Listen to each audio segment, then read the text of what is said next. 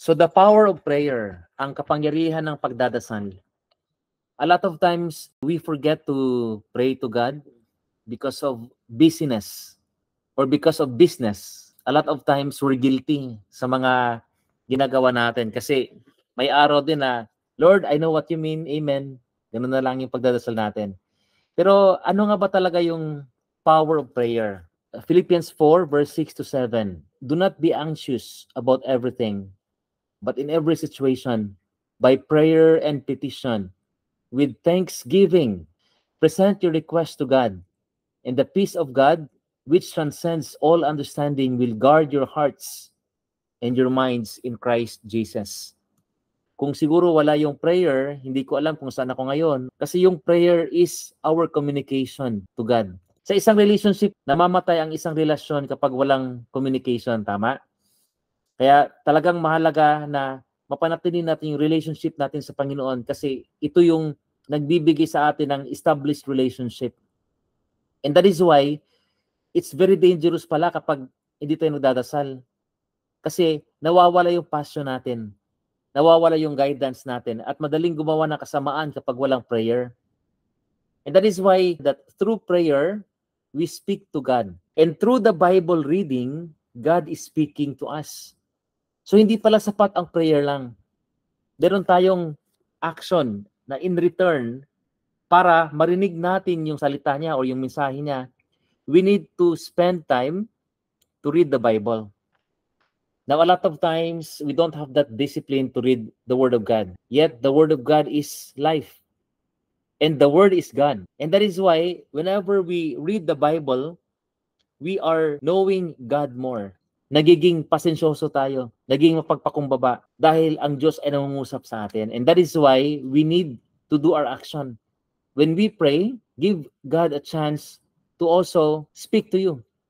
Kaya I really encourage you na pick up your Bible and read your Bible kasi although sinabi mong nabasa ko na yung Bible many times, but every day there is a new message na galing sa Panginoon. Kaya siguro mas mainam na if you want to hear God's instruction, better to pray and at the same time, read the Bible. Kasi two-way communication yun eh.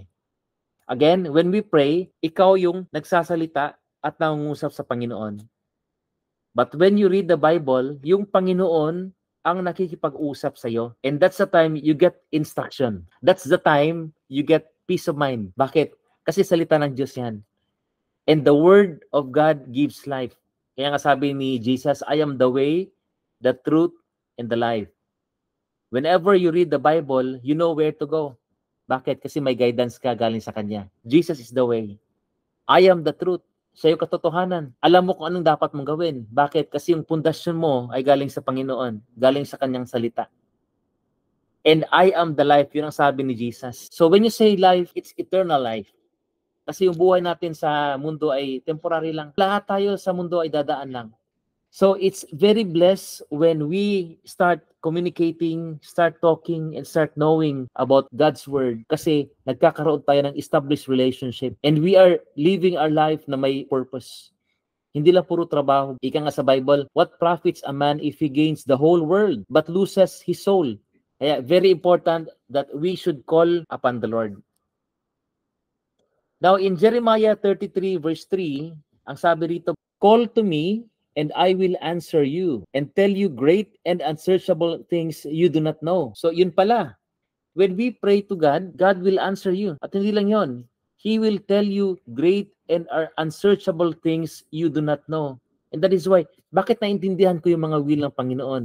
Kasi binibigyan ka ng Panginoon ng wisdom. Yung wisdom ay hindi similar sa knowledge because wisdom only comes from God. The beginning of wisdom is the fear of the Lord. To make it short, yung taong may takot lamang sa Panginoon ay nagkakaroon ng wisdom. Kaya kung may takot ka sa Panginoon, may wisdom ka. Lahat ng mga tao mayroong knowledge, whether they are believing in God or not believing in God, nakakuha sila ng knowledge, ng kaalaman. Pero only people who are God-fearing na may takot sa Panginoon ang nagkakaroon ng wisdom. Now, ang sabi niya, call to me and I will answer you. That's why we pray to God. And God is very faithful. Kasi lahat ng mga prayers natin, if it is according to His will, sasagutin niya. Keep praying. It doesn't mean na kapag hindi sinasagot ng Panginoon yung prayer mo, you stop praying. No. God wants you to pray unendlessly because your timing is different from God's timing. And when God sees you that you are patiently waiting for the answer of your prayer, you are making God happy. You're putting a smile on His face. Natutuwa sa sayo. Ganon yun. So do not lose hope. If God will not answer your prayer today, tomorrow, next week, or next year, there will be time na God will answer your prayer. To make our dreams, to make our prayers happen, step number 1, believe. Paniwalaan mo as if nangyari na. Because God is faithful. And God is hearing the prayers of the righteous, especially yung mga taong may pagmamahal sa Panginoon. Kaya nga sabi niya, seek first the kingdom of God and His righteousness, and all these things shall be added unto you. Seek first God. When you wake up in the morning, pasalamatan mo siya, magdasal ka, mangusap ka sa Kanya. During sa trabaho mo, you can talk to Him because God is everywhere. God is anywhere. God is omnipotent. And He sees you and He hears your prayer. Bago ka matulog, before your head hits your pillow, pasalamatan mo ang Diyos. Thank Him in good times or in bad times. Thank Him. All things work together for good. Lahat ng bagay ay for good. Para kanino? For those who love Him. And that is why, kung mahal mo ang Panginoon, pangit man ang sitwasyon, manalig ka, trust Him that everything will be fine. Kasi ang pag-iisip ng Panginoon ay hindi katulad ng pag-iisip mo. May mga bagay na hindi mo maintindihan eh. Lord, ang pangit talaga ng situation eh. Unfair. Lord, when will you give me justice? This is injustice. But trust the Lord. Because if the Lord is with you, who can be against you? Kung ang Diyos ay nasa iyo, there will be no weapon that can prosper against you. Like for example, yung anak ko si Jaiko. Si Jacob, kapag sinabihan kong pumunta ka ng toilet, magpunas ka doon. Takot siya kasi alone eh. Pero kapag kasama niya ako anywhere, kahit madilim man yan, he is very brave. Matapang. Bakit? Kasi alam niya andyan ang tatay. Wala siyang kinakatakutan. Kahit saan pumunta. Walang takot yun. Bakit? Kasi alam niya andyan ang tatay. Now, ang question, meron ka bang ganung trust kay Jesus? Na magutom ka man ngayon? No worries, Lord. Wala mang sahod ngayon? No worries, Lord. Umulan man, bumagyo, bumahaman, no worries, Lord. Kasi alam ko, ikaw ang kasama ko. And if the Lord is with you, bro, 100%, you are full secured. Kaya siya ang best insurance natin. Kasi yung ating Panginoon, siya yung gumawa ng lahat ng anong meron sa mundo ngayon. So manalig ka sa Kanya. Do not worry. That's why God said, do not be anxious. Do not worry. Instead, trust in the Lord. When everything seems wrong, all you have to do is just to hug Him. Yumapos ka sa Kanya. Trust Him at ibigay mo lahat sa Kanya ng problema mo. Everything that God wants you to do is just to be happy. You don't have to worry. Bakit? Kasi yung umaga, yung next week, yung next month, dadaan lang tayo doon. At alam natin kapag andyan si Jesus kasama mo, sigurado, lahat ng problema kaya mo. That's why we're so blessed kasi meron tayong Panginoon. Lahat ng mga pagsubok daraan lang dyan. And one of these days, haharapin mo si Jesus. When time comes na yung strength mo ay humina na, and when time comes na dumating na yung araw na kukunin ka na ng Panginoon, wala kang dapat ikatakot. Kasi sabi niya, for to live is Christ and to die is gain. Now, I have a question. Tinanggap mo na ba si Jesus as your Lord and Savior? That's very wonderful kasi ang sabi ni Jesus, for God so loved the world that He gave His only Son, that's Jesus, that whoever believes in Him shall not perish, but have eternal life. Promise ng Panginoon yun. Lahat ng naniniwala kay Jesus, when time comes, dun tayo sa Kanyang kingdom. Yun ang assurance niya. And our God is not a liar. Hindi siya nagsisinungaling. Kaya mawala na ang lahat. Lahat mawala na. Huwag lang si Jesus. Kasi in the end of our life, you and Him lang ang magkakasama. Wala tayong madadala. Kaya nga, naked you are born, naked you shall die. Kahit isang singsing or kahit isang sentimo, wala tayong madadala, kundi si Jesus lang. Kaya sabi niya sa Philippians, for to live is Christ and to die is gain. Kaya kung namumuhay ka na may Kristo sa puso mo, ang laking security nun. Kasi the moment you end your life, ang pinakaunang tao na makita mo ay ang Diyos natin. The moment you open your eyes, you will see the Lord Jesus Christ. So, there's no reason for that. Okay? Kasi lahat tayo mamamatay. But when Jesus is there, ang daming assurance. Masarap mabuhay kapag may Panginoon. Ang sahod ay hindi makapagbigay sa atin ng joy. Kapag ba happy ka, joyful ka? No. Kasi kung may 1,000,000 ka bro, happy ka. Pero kapag walang joy, there's emptiness sa puso mo. Lord, ba't parang kulang? Lord, meron naman akong bagong kotse, pero ba't parang kulang?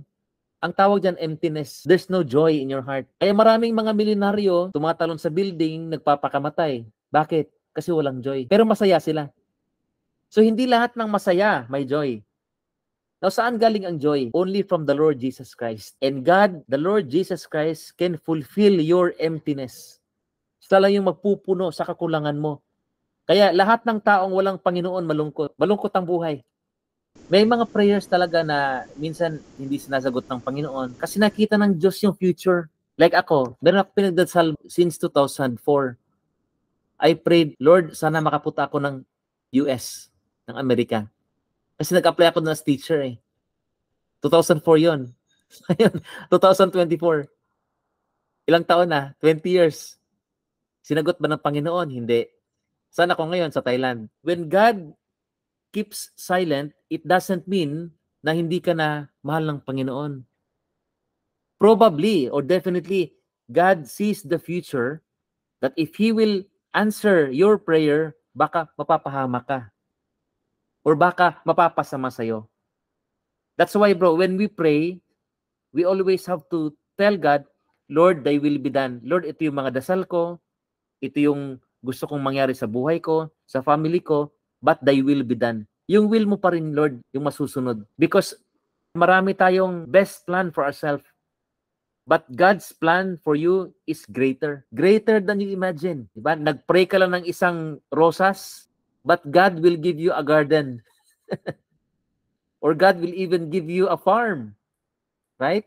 So, when we pray to God, and our prayers are not yet answered, God is looking at your character. God is looking at your heart. When God is not answering your prayer, ano ba yung response mo sa Kanya? Magdadabog ka ba? Or magpapasalamat ka ba? And that is why, when we pray to God, it's not useless. Hindi sayang yung time natin. Bakit? Kasi yung kausap natin is the owner of the universe.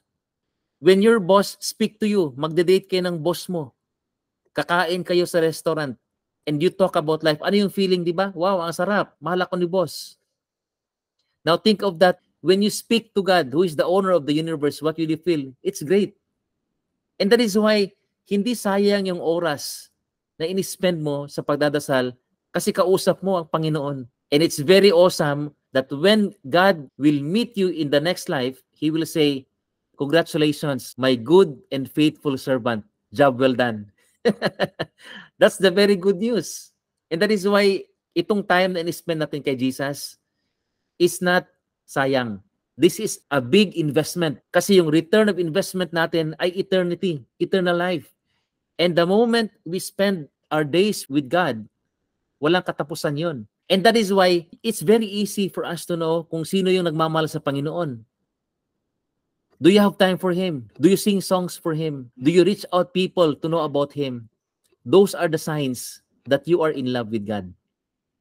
Kaya nga, si John na may sinasabi ko, Jo, sorry ha, you are just my second love. Pangalawa ka lang. Because my first love is Jesus. And when you are in love, when you love Jesus, lahat sa puso mo, mahal mo na eh. Mahal mo na yung friend mo, mahal mo na yung asawa mo, yung mga anak mo. It's overflowing. First, love Him. And that is why He said, seek first the kingdom of God and His righteousness, and all these things shall be added unto you. Meaning, yung pinag-pray mo about sa family mo, yung restoration sa family mo, that will happen. Bakit? Because you seek God first. Yung pinag-pray mo na malaking sahod o yung healing doon sa GERD mo, that will happen. Why? Because you seek God first. And God said, I am the way, the truth, and the life. Wow, the life. It's not just earthly life. It's eternal life. And through prayer, we speak to God. And through the Bible, God is speaking to us.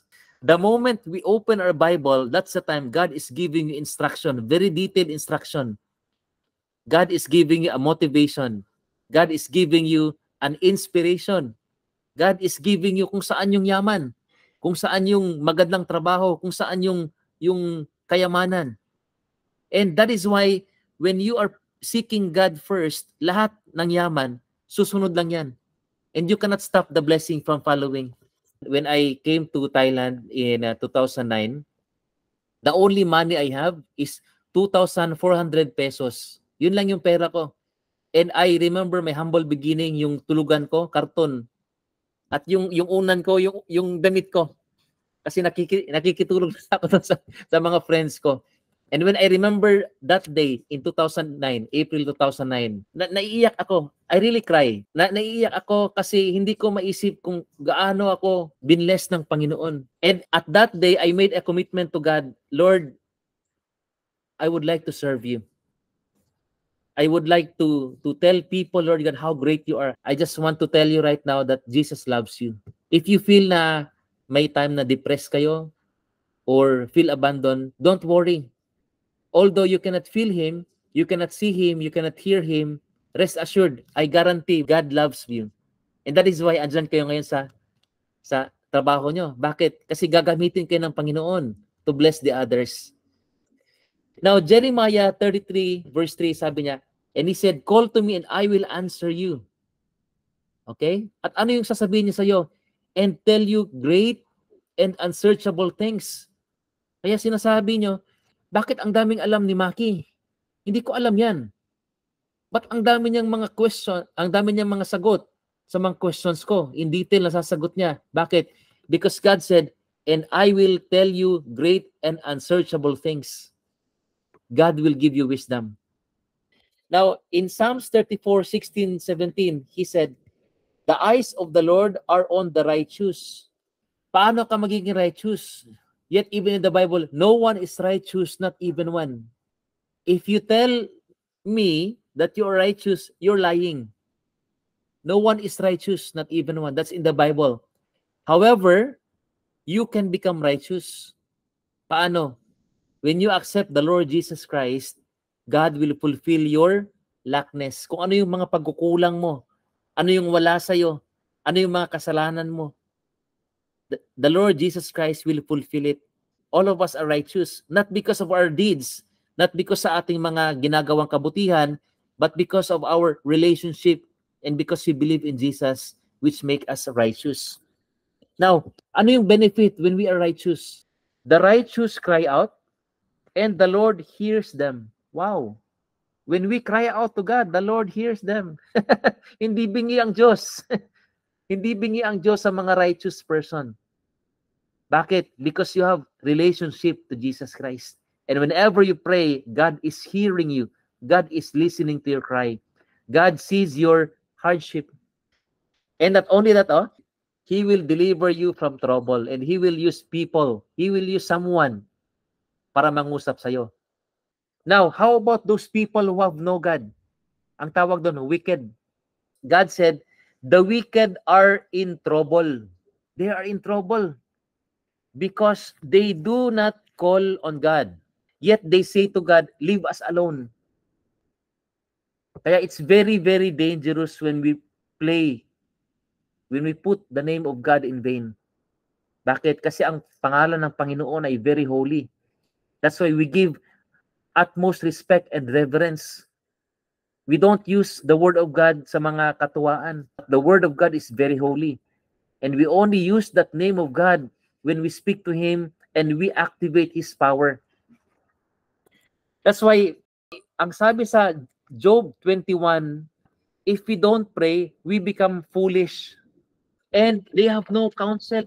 Wala kang nakuhang magandang direksyon galing sa Panginoon. Kaya lahat ng kasamaan madaling gawin. Lahat ng mga corruption madaling gawin. Bakit? Kasi wala kang direksyon sa Panginoon. Get confused. The word confused is nalilito ka. Saan ako pupunta? Left or right? Up or down? Bakit? Kasi wala kang prayer. We have no direction. We completely live in darkness. That's why. Because when we pray, ang nangyari sa atin kapag nagpe-pray tayo, the Holy Spirit is upon us. And when the Holy Spirit is upon us, there's full of light. And when there is full of light, there's no darkness. When we pray, we see everything. Bakit? Because there's light. Okay? And God is light. Trust upon the Lord. Because one of these days, if you have faith as little as a mustard seed, He will make your dreams, He will make your prayers a reality. And that's the reason siguro bakit yung prayers natin hindi sinasagot until now. Because we are doubting. So when we pray, believe as if it is already happening. Paniwalaan mo siya. Trust upon the Lord. That's why God said, do not worry. Why? Because if you are with God, there's no weapon that can prosper against you. No plans against you can prosper. So kung may mga taong nagbabalak na i-assassinate kayo, kapag walang pahintulot ng Panginoon yan, hindi magaganap yan. Trust in the Lord. That's why the power of prayer is very effective. And the prayer of the righteous person is very powerful.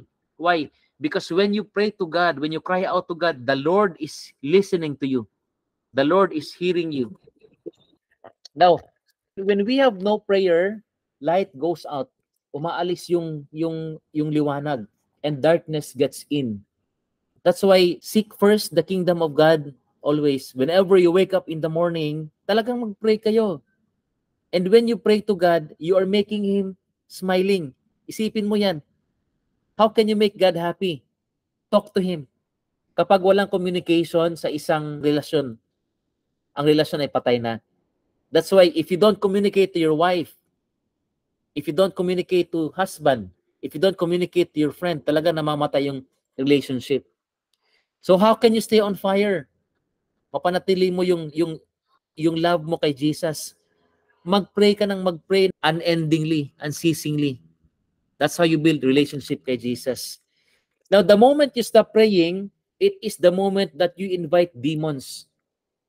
So we cast out the demons and you have authority. May kapangyarihan ka. You can cast out disease because God is with you. You have the authority. You know the authority. You can cast out the devil. You can drive out the demons. Why? Because you have authority. Use your authority. When you pray to God, wag yung Lord sana, wag yung sana all.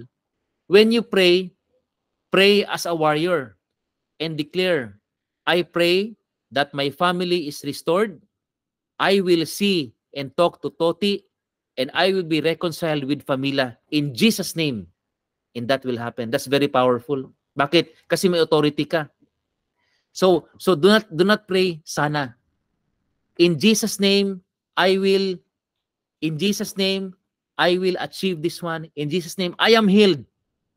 In Jesus' name, I will be saved. In Jesus' name, all my family will be saved. That's a prayer of a warrior. Hindi ka humihingi ng sana because you have the authority. Kapag ikaw ay nasa prayer, nagiging invisible ka. No birds of prey, no devil can find you, Satan cannot find you, demons cannot find you when you are in the midst of prayer. Okay? And that is why, bakit ang daming nangyayaring kasamaan sa mundo? Dahil kulang sa prayer. And God said, man cannot live by bread alone, but by every word of God. Kahit gaano ka kalusog ngayon, gaano ka kalakas ngayon, kung wala kang salita ng Diyos, patay ka sa mata ng Diyos. You are dead in the eyes of God. Why? Because your spirit cannot survive with what you eat. Your spirit will only survive when you read His Word. That's why I challenge you and I really motivate you to please start your prayer life. Grow your prayer life. Morning, afternoon, evening. Do not let the day pass na hindi ka nakapagdasal. Kasi ang prayer mo is a great investment sa ating Panginoon. So that's what you call pray unceasingly. If God is not hearing your prayer right now, always pray. Huwag kang mawala ng pag-asa because one of these days, lahat ng prayers ay masasagot. Amen.